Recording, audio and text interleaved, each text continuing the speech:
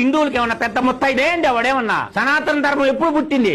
ఈ రోజు క్రిస్టియన్ మతం పుట్టింది, యేసు ప్రభు పుట్టినాక క్రిస్టియన్ మతం పుట్టింది, మహమ్మద్ ప్రవక్త పుట్టినాక ఇస్లాం మతం పుట్టింది. హిందూ మతానికి డేటు లేదు, ఎప్పుడు పుట్టిందో కూడా ఎవరు చెప్పలేరు. అందువల్ల మేమంటున్నావు నువ్వు మతాన్ని మార్చావు. ఏమంటే పేరు ఎందుకు మార్చుకోవు? పేరేమో హిందువుది పెట్టుకోవాలా? ఆధ్యాత్మిక గ్రంథాల్లోదే మతం నీ ఇష్టం వచ్చినట్టు మారుతావా?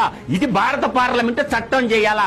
ఎవడు ఏ మతంలో అయినా ఉండమని మాకు అభ్యంతరం లేదు. ఇప్పుడు మా జోలికి మీరు ఎందుకు వస్తున్నారా? మా గుడుల్లో మీకేం పని? ఇప్పుడు మిమ్మల్ని మేము విమర్శించడం లేదు కదా. మా గుడుల్లో మీ పెత్తనం ఏంట్రా అని అడుగుతున్నాం మేము. మా గుడుల మీద మీ పెత్తనం ఏంటి?